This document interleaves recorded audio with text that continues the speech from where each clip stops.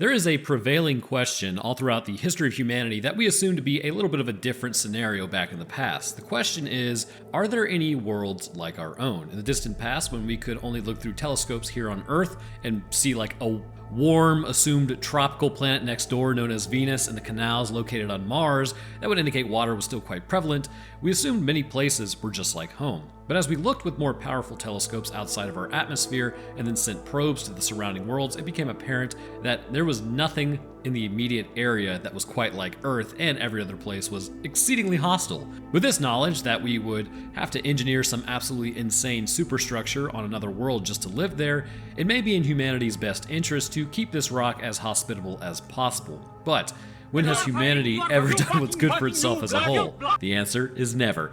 With no backup plan or world to escape to in the events of warriors of the future, the human race would continue up the technological scale, but on the way, engage in war after war for superiority, as is common with our race. Over time, this left the Earth toxic and struggling to support life. When everything was going to crap, a meteor would then make impact on the surface, releasing a form of life on the war-torn species that was as much helpful as it was detrimental. Quite clearly, terraforming Earth, questions about why it was even here to begin with began to pop up. Was it sent? Is it just by random chance? And what is it terraforming the planet for? Well, let's discuss all that in today's episode, covering the Warriors of the Future. What a name!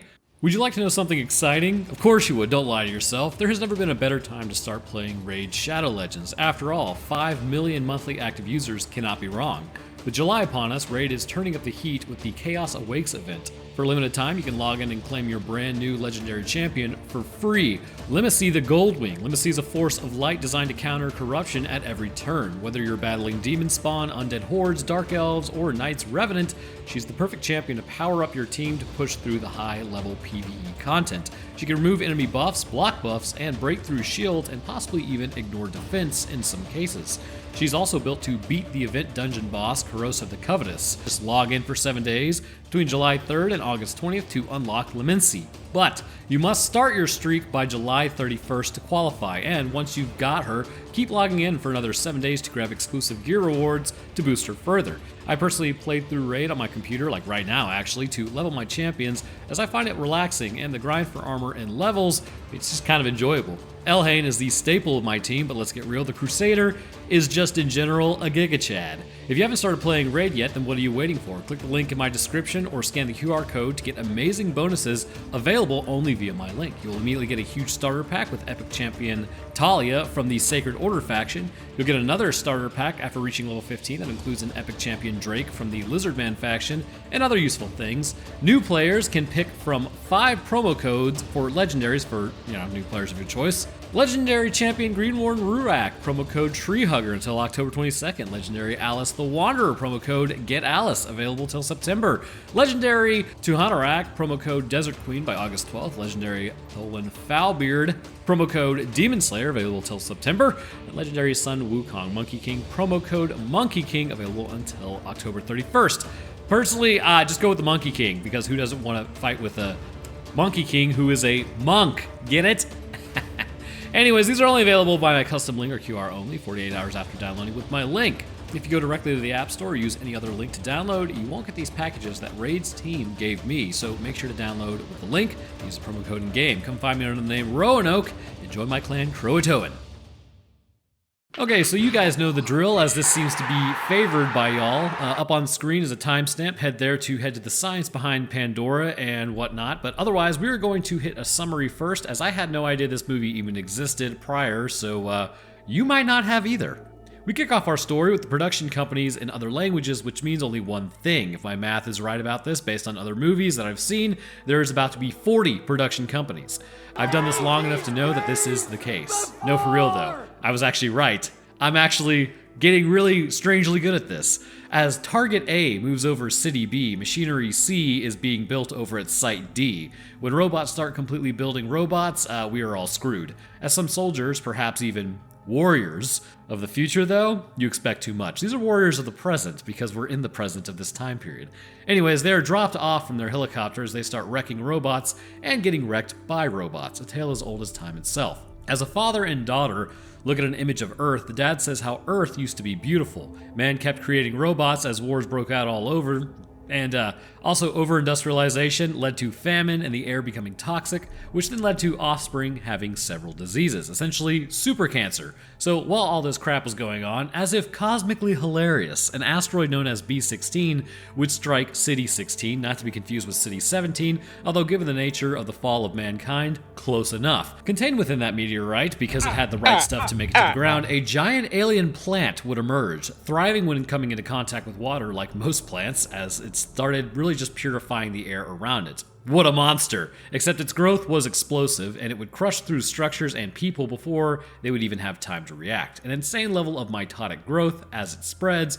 It continues to suck up more and more carbon dioxide. As we jump over to a bunker, they talk about how the robots are being sent back to them as they are being sent out on a mission that appears to be a sewer slide variety. A group that emerges as Colonel No Nonsense here requests to be taken to Major General. Very generic names. She talks about how robots are more reliable than people as people make mistakes. Well, robots can be taken over, can't they?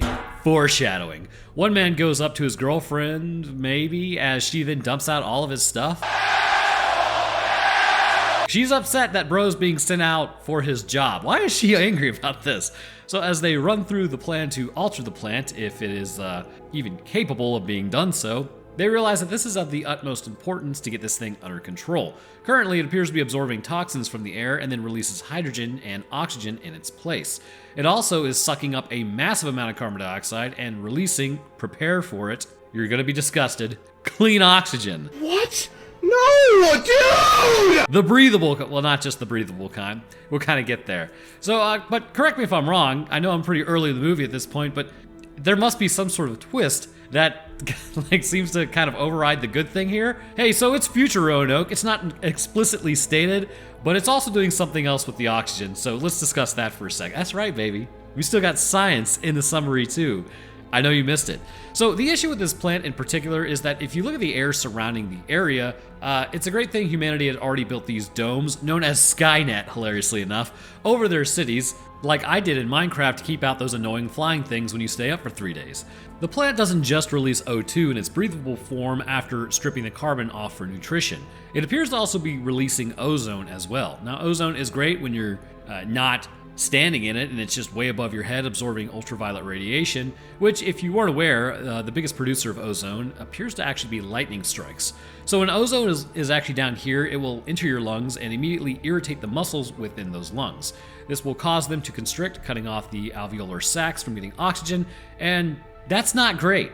Ozone is toxic to cellular life, and seeing as it's O3, it's not exactly usable for your body. Ozone damages cells in particular by putting them under immense oxidative stress, causing structures within the cell composed of proteins and lipids to misfold, which then alters their function, preventing them from doing their job properly. It can also cause a cell to begin leaking enzymes into the surrounding area, breaking down other structures within the cellular matrix. Now, clearly, you do not want this to happen in your lungs, but now you know. Ozone is only your friend when it's between 6 to 31 miles away from you. In a lab across the planet in South America, evidently the Pandora cells came into contact with a virus that then caused it to display a reaction that lowered its temperature to negative 30 degrees as a result due to the triggering of a self-defense mechanism, and then it went into hibernation. So the plan is to use this virus P7N9 to inject the virus and then stop the plant from growing. If the mission succeeds, the atmosphere can be purified as it will be altered, and apparently they know that it'll just kind of run in the background as opposed to doing what it is now. I don't know how they know this. I'm guessing the cells in South America. Look, I'm gonna keep it 100 with you guys because you've been around here long enough to know sometimes these movies, they don't talk about what's actually happening. I know that's what this channel is for, and that's why I'm saying these things, but it's like never really, I guess, identified what their plan is here. This is a sci-fi movie back in 1999 through and through. Because also, I mean, isn't the plant doing this now? If it doesn't work, then it doesn't matter. If all of this goes to crap, just know they're gonna blow it up. They won't tell anyone also to get out of the way because evidently that'll cost more lives. That is by far the most idiotic thing I have ever heard. Apparently evacuating your population would cost more lives than the plant literally growing and wiping out 5.4 million people, or just bombing them and thinking like, oh, well, 160,000 people would obviously be lost in the evacuation. Okay, well, it looks like you guys got a real stupid plan there. Godspeed. So, addressing the men, they need to find the pistil in order to release the gene bullet. If you aren't aware what a pistil in particular is on a plant, it is the female reproductive area. Not really sure why I stuttered just there. It is composed of the stigma, style, and ovary. Of course, the question is, if this is an issue of the plant needing to have its gene altered, then, or genes, wouldn't attacking any part of the plant start this process of change? It seems like all you would really be doing is changing the successive line of plants, but not really this plant in particular that's growing. Anyways, not thinking about that glaring plot issue, one man then asks how long it will take for the plant to absorb the genes and how do they even know it'll work in the first place. This guy is me. This upsets the Colonel, Colonel No Nonsense, as she tries to dismiss the man from the mission, but she gets overruled because that is a knee-jerk reaction. This is terrible leadership skills, right? So the mission is a go as everyone lock and loads Brides of Christ, as the pilot then says he doesn't care if he gets got, which is a total lie. People always care, for the most part, a lot of the time. Okay. Anyhow, that's going to be a theme with this guy, that if you're a soldier, then you can't care about getting killed. Bro, what? So maybe he doesn't care. I don't know. But that doesn't mean nobody else has to not care about getting got. Yet he demands it be the case. Not going to lie to you, kind of a chode move there. So they begin their fight out of there, as back in City 16, Mad Eye Moody gets out of the vehicle to tell someone about the Invasion of the Body Snatchers movie that he brought. Apparently Mad Eye, where... I don't know why he's out here to begin with, but he was in the military as he sees the orcas being moved as a thunderstorm is moving in. It's the first storm.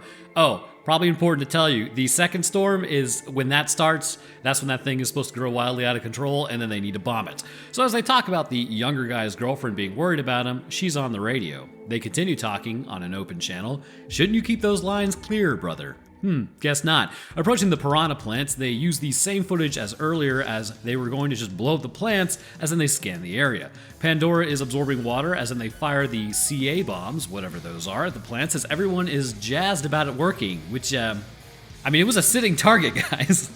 Did you expect to miss? So following the CA through the vines, they then track it to the lower areas of the piranha plant begins to attack on the helicopters, as some get knocked down, but luckily nobody important was on that helicopter. As the other more important aircraft gets attacked, this then leaves the most important aircraft housing the main characters. I want to see a movie where it sets up the first group as the guys, and then their vehicle gets got and has to shift over to another completely separate set of people who were just in the background the whole time. You just never paid attention to them. And if you say MacGruber and the other guys already did it, then you're a huge nerd. So getting the fuel tank breached, they then open up on the plant as they began falling with style, as he's able to get it stabilized again before crashing as they find the tracker running to 5th Street. They release the robots onto the street as the signal is interrupted, as one robot then wakes up in another aircraft. Looking at the other soldier, it then goes after one guy, blowing up one of the ships utilizing a grenade. See, you just can't trust robots. Which is apropos timing, as YouTube just demonetized all AI channels on YouTube. Man, that is going to upset some people. Someone check on Quebblecop, I guess, though the AI slop needed to stop. That's an awfully hot coffee pot. I like to creep on other channels' analytics from time to time, and you can quite literally see that AI is choking out YouTube, as it's just uploading so much content, humans cannot compete with it, and everybody is drowning in all this AI nonsense. It's absolutely wild. Our king is a great! Vive la revolution! So if you're just watching a bunch of stuff lately that you just don't care about or just seems like it sucks, it's probably AI and not this channel at all. So main character ship now goes as everyone then stands around angry and pensive as girly friend cries. As we approach the CGI flames, good God, what is that? Everyone is still intact, which is pretty good. Seriously, those flames are terrible. Of course, also, if you burn to death, then I guess it really doesn't matter if you're still intact. The pilot has a flashback to his daughter as then he wakes up Connor, the other guy, and then he kind of got stabbed. Ouchies. So this armor is absolutely useless, I guess, so trying to call command, they have no signal, but there is a hospital nearby. So with the mission failed successfully, the colonel immediately tries to bomb the place. Gal, give it at least 6 minutes. An argument ensues as they are able to hold off the colonel's stupid plan. She is super gung-ho about wiping out 160,000 people just because. She didn't even attempt an evacuation. She then tells him he has 3 hours, as then he tries to go to help, taking some heavy armor with them. The colonel then asks why the signal was cut off, as girly friend over here claims, well, it was a thunderstorm that provided 70,000 volts. I'm officially putting her on the suspect list. That doesn't even make sense. I think. Then again, I'm not a radio operator, so what do I know? She then says that her boyfriend was on the plane as the colonel says to help her find the answer. Entering the hospital, Prometheus here is bleeding like a stuck pig as noises can be heard in the distance, which are the worst kind of noises actually, skittering. In the immortalized words of Damon Baird, humans are hardwired to react to things that skitter, and it's true, caves were absolutely dangerous. Opening his armor, Pilot expertly deduces he's like, oh, he's bleeding. Why even say that? Like, you already knew this.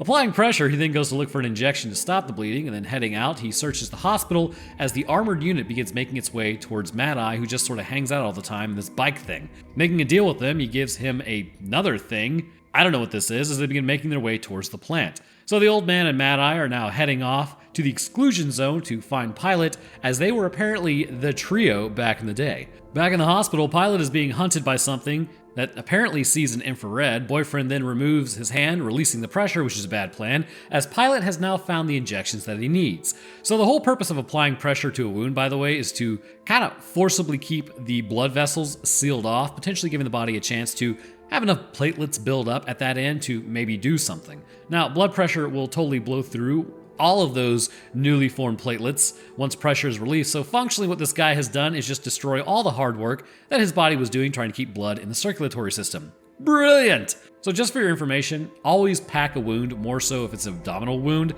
This can provide immense internal pressure, giving much more time to kind of get the aid that a person would need once the wound is actually packed correctly.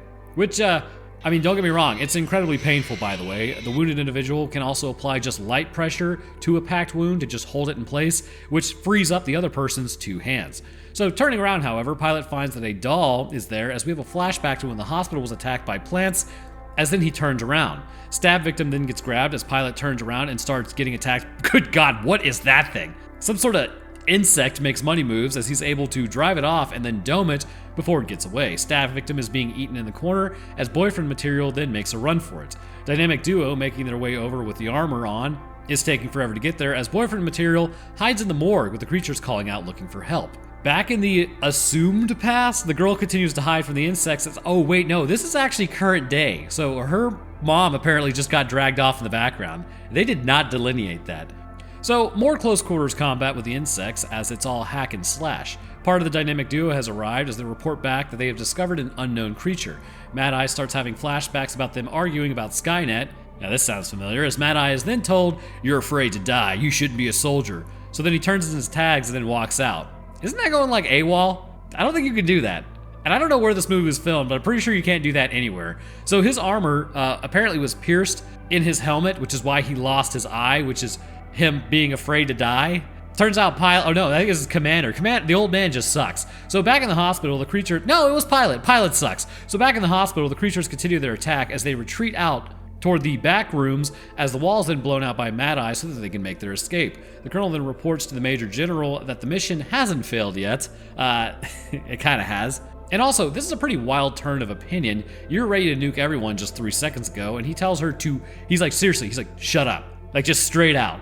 Well, that wasn't very professional. So as boyfriend material here sends information back to command, girlfriend realizes that he's still alive. They have 2 hours until the storm hits as boyfriend material then talks to his girlfriend. She is mad at him and saying, like, oh, I told you not to go out there. Which, okay, full stop. He cannot just not show up to a mission that he was assigned because you said so. That would be insane. He quite literally has a job to do. What is this guy talking about? So Mad Eye now stops the truck saying they can't go that way because they will all die. Calling in that the pistil is located on 5th Street, Mad Eye now realizes there is no evacuation coming, so either they get this done or stupidly 160,000 people die because they didn't want to waste time evacuating because apparently it would have cost more lives than it would have saved, which is absolute bullshit. Anyways, for the YouTube mods, that is wild. Armoring up in what appears to be tissue paper, given how easily it was pierced. They then release a drone to kind of scout the area looking for the pistol. Girlfriend then calls out to boyfriend material saying she discovered something this morning. Boyfriend material now leaves out with the commander as they leave the girl in the truck. Heading into the building that could collapse literally at any second, they find dead insects as back in the truck, bro is having more flashbacks because the girl's mother never came back. The cancer cells in his own daughter spread, so there was really nothing that could be done about anything, and this was due to the toxins that were in the air due to mankind FAFOing. So he hugs the girl, which must have been a little awkward for her, as her name is Pansy. Are you serious? Her name is actually Pansy. Okay then. Hey, that's gonna be rough in middle school. So continuing to search the building. Wait, they have jetpacks now? So Titan falling off the walls, he begins to climb through the wreckage as his jetpack goes out, as it's just all natural human muscle that pulls him up over the edge. Mad Eye continues kind of thinking about how he was told he was afraid to die and he shouldn't be a soldier. Again, that doesn't make any sense. Nobody wants to die. So finding the gene bullet, boyfriend material then finds a grenade pin in all of that wreckage as he starts taking apart the robot. Okay, what do you think the odds of a specific robot with a grenade pin landing in such a way that his arm was above the rubble of a plane that he was contained within, that any of this could be found? I'm gonna go ahead and say not happening. Boyfriend material, better buy a lotto ticket on the way home. So lowering pilot into the car to grab the gene bullet, I can only assume these exoskeletons give you increased strength too, but only when the AA's are fully charged. Mad Eye gets out of the truck to go help as the insects now launch their attack in the building. Throwing his shield at the creature, this is some serious Captain America stuff going on here. Making their escape out of the building that is collapsing all around them, boyfriend material almost gets taken out by a truck as they're able to lift it off him, as Mad Eye got there just in time to save them from being eaten by an insect as they start cutting their way out of the building. Emerging on the other side, you definitely do not want to breathe that dust. It's not good for your lungs. Reporting what they found and saying that they had the gene bullet now, boyfriend material says he found the grenade pin in a robot's hand, and they deduce just by that they must have wanted this mission to fail. A lot of assumptions here, brother. The Major General doesn't want the mission to succeed as he helped build Skynets. They call back to only the Major General, telling him that he's busted, as he says Skynet is he be the Skynet. He didn't say that. Skynet, whatever. Essentially, why would you just call back to him and only him? Okay, so he cuts off their ability to call back to HQ, as now they have to do this on their own. What idiots. Like, why would you call back and alert him that you know? You should have just called the colonel or literally anybody else to let them know. So driving through the city, okay, you know what? This is like when somebody asks you if like your car breaks down, oh, does anybody know you're out here? The answer is yes. Yes, many people know I'm out here. In fact, my dad is the sheriff of this town, and he's already on his way here, and he should be here. Oh, I called him about 15 minutes ago. He said he'd be here in about 15 minutes. Like, you never tell the one person who could screw up everything up for your life that you're alone in this. That is so dumb. So driving through the city, as they only have about 15 minutes until the storm gets there, a giant robot dog begins chasing them as it opens up on the truck. Dropping grenades on it, it does literally nothing to that thing as it continues chasing. Losing track of it, the door gets like completely torn off of its hinges as they keep firing at it, but again, literally nothing is dropping this thing. It's basically a galloping tank, which is a horrifying thought.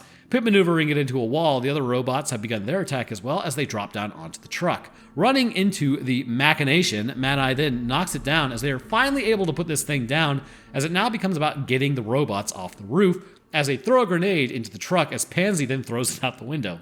Guess she's not such a pansy. Fighting a robot hand-to-hand, which is pretty metal. Hopefully this doesn't turn into that one scene in Call of Duty where it just rips off your arms.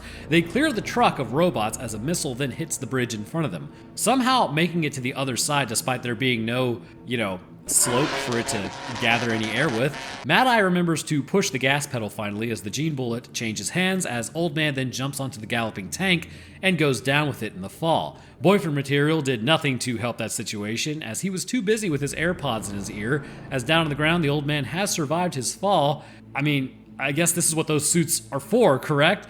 So getting ready to fire Orca 2 back at headquarters, the major nerd is activating more robots. Girlfriend then reports to the colonel that the signal is being actively blocked and there is only really two people who are capable of this. Your mom and the major general. Your mom because, the size of her. She's, thick, not in a good way. Anyways, on the ground, they send Pansy to go hide, and if this doesn't work, she won't remember anything anyhow, as Mad Eye does this, hand signal over his eye. What is that?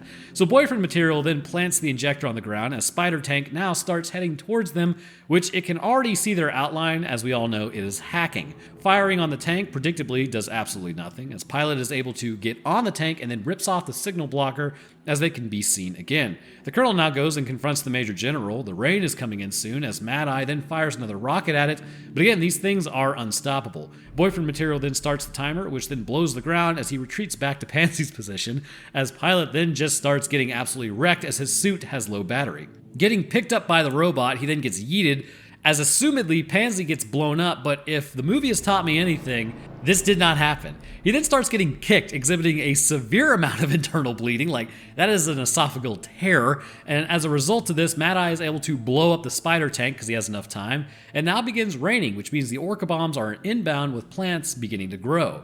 So going to drop the orcas, the old man has returned, telling him there would be no plan B. Pansy also survives somehow, who would have guessed? The colonel suspends the bombing operation as the old man says, let's go all the way. His words, not mine. Whoa, phrasing. So the plant begins approaching the wall at this point as they have entered the pistil area, as everyone in the temporary living zone is just getting absolutely wrecked. Insects are crawling all over the place, as I would think probably you're well past 160k dead at this point. The old man says, again, that he's Skynet as he throws the gene bullet at the insects, and then they all start crashing out, and evidently it spreads everywhere all at once and halts it. Not really sure it would work this way, but Pandora has stopped growing. Everyone hugs it out as Mad Eye... Wait, when did Mad Eye almost die? I thought he was totally fine. What happened? So everyone is joyful at headquarters as Turn the Punch Bowl Major General smiles as a gunshot can be heard. A week later, Pandora has been changed, allowing it to purify the atmosphere without becoming a massive issue. Washing the truck, the old man and the pilot then talk, as I suppose... Did Mad Eye really die? I don't see him in the ending, so...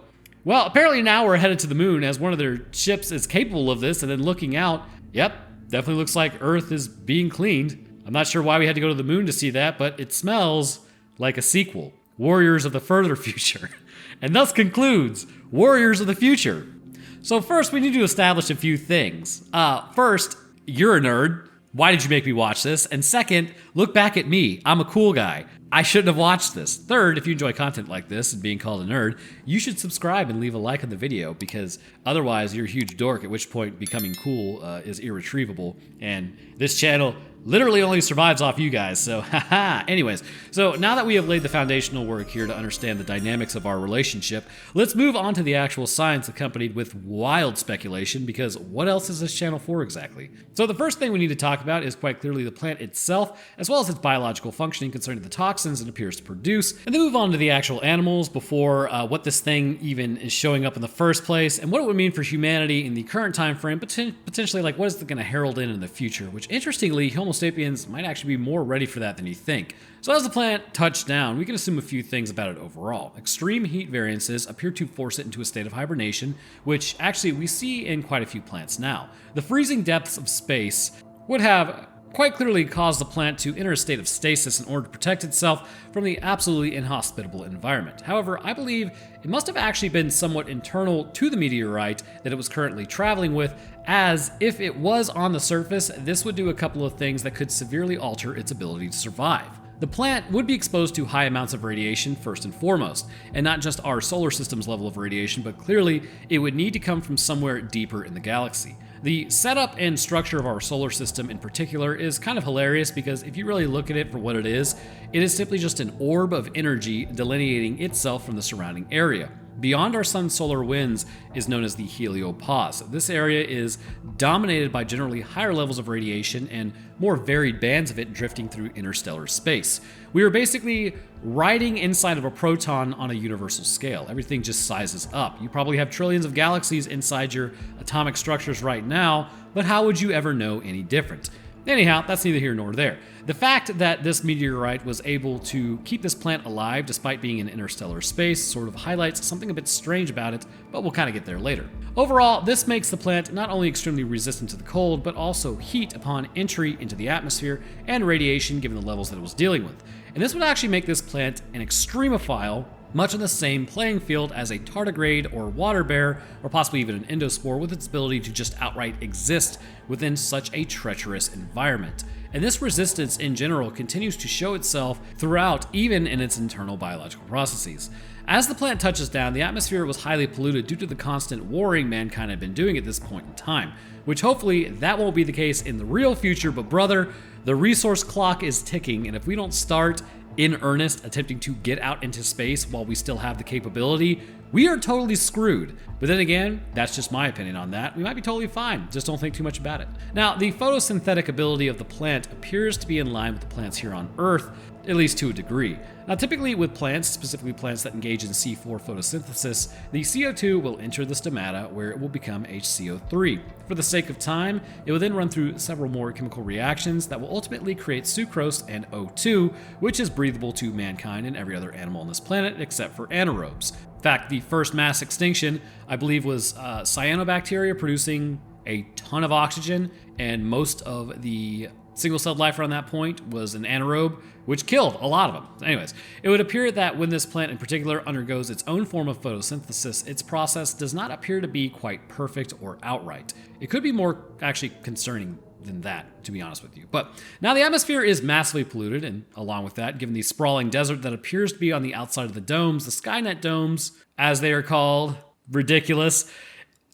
Somebody check the copyright on that. I would have to say global warming has peaked and the entire rain cycle is disrupted, as heat waves are probably quite common, drying out most of the planet's surface. As a result, we can assume the CO2 and methane levels in the atmosphere from industrialization are much higher than what they would be currently, and that is trapping an abundance of solar radiation, keeping everything quite warm. With the plant operating photosynthetically, is that a word? Who knows, it works. I'm gonna keep it. Anyhow, with the plant operating photosynthetically and sucking up a ton of CO2 out of the atmosphere, at least locally, it appears its own photosynthesis separates itself from plants on Earth at this point, as when it comes to the chemical reaction actually becoming HCO3, it appears like the O3 is likely broken off and released, and also they mentioned how hydrogen is probably broken off too. I believe it is keeping some of the hydrogen though. This ozone left behind is quite poisonous as mentioned, but it also appears that breathable O2, at least in some capacity, is being released, potentially denoting that there are two cycles taking place.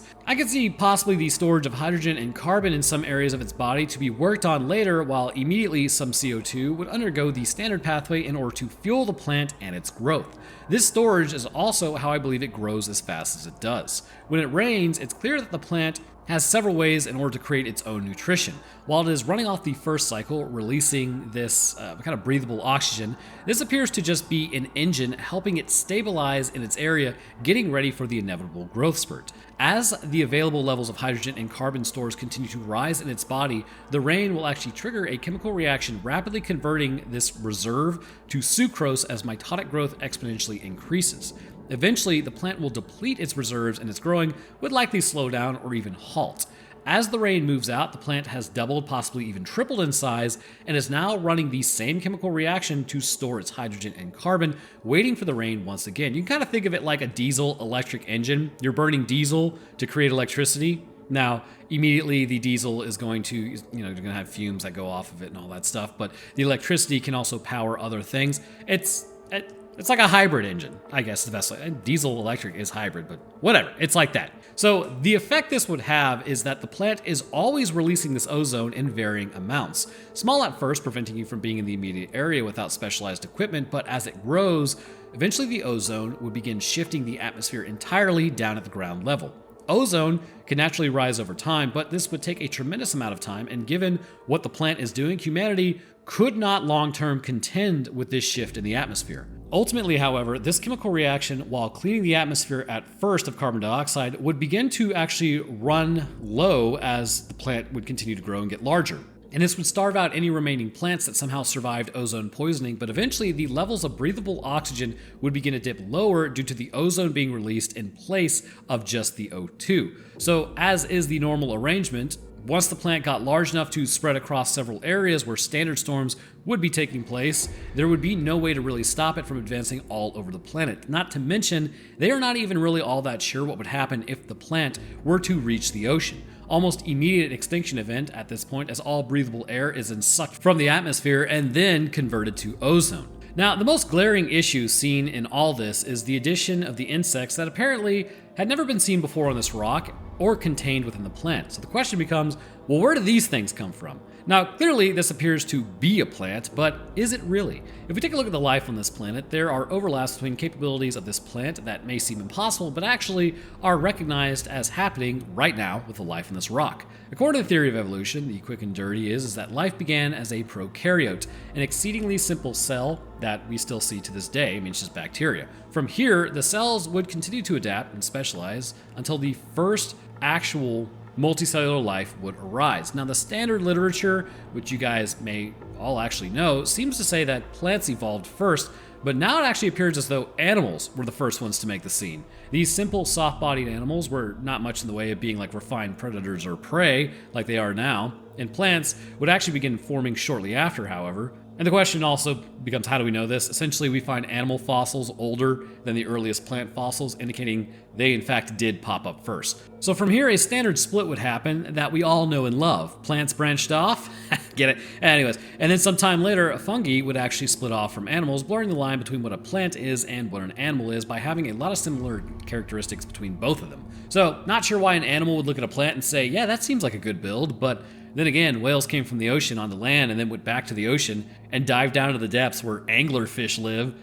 So sometimes in nature, you just can't fix stupid. Hashtag nuke the anglerfish. So what does this mean for Pandora? Well, I'm going to make a bold claim here, standard for this channel. Given that we see these animals that are quite capable of photosynthesis on Earth and the addition of new animals that were not seen before because of Pandora, I would make a suggestion that this animal is not so much a plant, but a plant-animal hybrid that went further into its evolutionary pathway that gave it this capability. Whether that be its explosive growth or ability to create new animals for itself, this clearly shows that genetically speaking, the insects being created are actually much more likened to an immune system reaction of sorts being created that is just a completely separate entity, or than a completely separate entity. And this would mean that Pandora is actually much more like an invasive animal species than it would be an invasive plant species, like the vine that is choking out the south known as kudzu. Man, that was a bad idea to plant that over here. Whoops. So these insects only appear to spawn out of Pandora if two qualifications are met. First, if the animant is large enough, and second, if there's an actual need. If the Panimal landed on a barren world, then there would really be no need as nothing would attack. Therefore, it is reacting to its environment in a way in order to protect itself. This could suggest that where it was from had a symbiotic relationship with an insect species of sorts that are now on Earth. But a question is raised, however, concerning how their genes in the first place were even capable of being transported, but it appears that if Pandora itself is an annelant, then that would mean that there is an animal genome in there, at least to a degree. So if this is the case, then these insects may be naturally formed by the plantamole and gestate within the sacs on the side of it, but only if the need arises, which clearly, given humanity's attempt to get rid of this thing, the need would arise. But this arrangement appears to be fully alien for all intents and purposes, given we do not really see anything we can compare this to on Earth, which again, there are many ways in which things evolve and have very similar or dissimilar traits. So two compatible animal genomes existing to protect one another in this symbiotic relationship is not really even remotely outside the realm of possibility, given that we actually see the same relationships form on Earth all the time. The absolute goated and greatest one of all being Dr. Mambo and me. It is a fantastic symbiotic relationship. He gets fed and has shelter, and I get to squeeze an animal. Sunrise, sunset, the world keeps spinning. So now one of the interesting things is while the ozone itself would be detrimental enough, we need to talk about the release of literal toxins. When we take things like mold, for instance, specifically black mold, this spore is known to trigger an active immune response within your body. I remember when I was a teenager, I was in a house where I would sneeze like 30 times in a row, my eyes would constantly be irritated, I had stomach issues all the time. It sucked. And I didn't know it at the time, but I was actually dealing with a high level of black mold for months on end. The only option I had that I finally figured out worked was leaving the house entirely and going outside for long stretches of the day. Literally, I would go to the library in February because I was like, bro, I'm tired of sneezing, and apparently I don't sneeze at the library. Never thought it was the house. Anyways, later that homeowner got sued by a new tenant because there was so much black mold in the walls that it was considered, like they almost condemned it.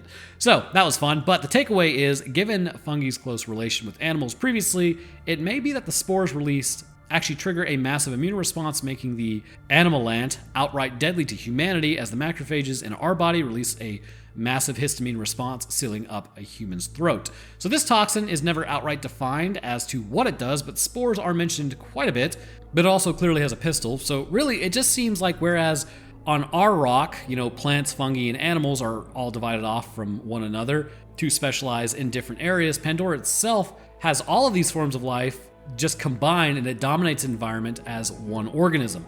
And this would sort of negate the need for many different life forms in areas. One main form was sufficient. In this way, this is also how it produces more animal-like creatures such as the insects, as it has the genetic knowledge, I guess you could say, to create it. Now finally, we can talk about this thing in general, as in, where did it come from? And to understand this concept, we need to talk about panspermia. Panspermia is the idea that life in the universe can be seeded from other worlds that initially had life. If this idea turns out to be correct, it could explain the leap of how life even started on this planet to begin with. Let's say a large asteroid hit a planet that was teeming with microbial life. As the rock was ejected off the planet, so too were those microbes. Drifting through space, they may have entered an endospore stage, which bacteria is actually known to do in harsh environments where very little energy is being used, no water is being consumed, it is highly heat and cold resistant, and it's actually even resistant to high levels of radiation, and it can exist like this for hundreds of thousands of years.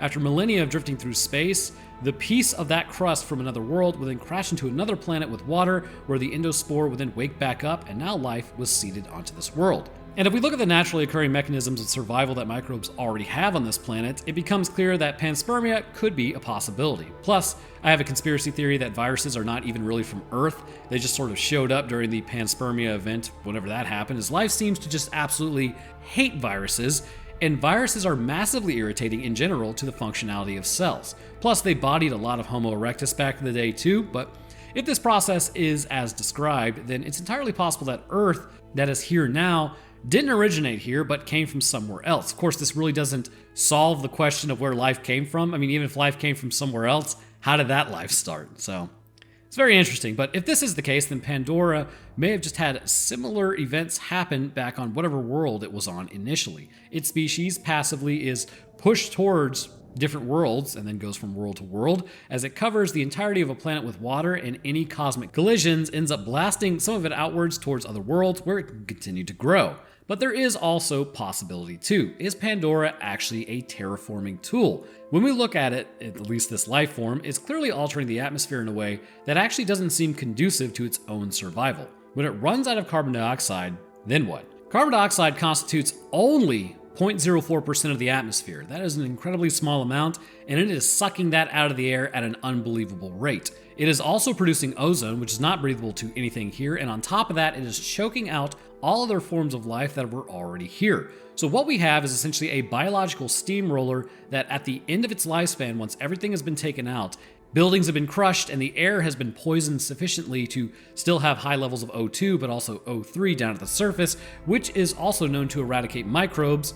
Only then will Pandora die, returning the nutrition to the surface soils once more. Essentially, what you have is an ozone generator placed in a car that stinks, which then annihilates all life in the vehicle. Now, there are some forms of life which can contend with ozone, but to me, this looks like an intentional terraforming tool being dropped on Earth. Humanity at this point was relatively technologically advanced, and we were absolutely wilding out, which may have been noticed by another species. Rather than fight us for our planet, given our technological ability may have been a little more difficult for them to contend with. The idea that I've always thought was hilarious is we believe aliens would have to come down and fight us for the planet. No, all they really have to do is just design a virus that makes our brains bleed and then it's lights out. Pandora would be dropped to not only clean up the atmosphere, but makes it inhospitable for all life down here, making the planet a clean slate, which is also habitable for whatever species wants it. So this kind of solves the problem in several ways. It's clear if an alien race wanted to just have air purifiers set up in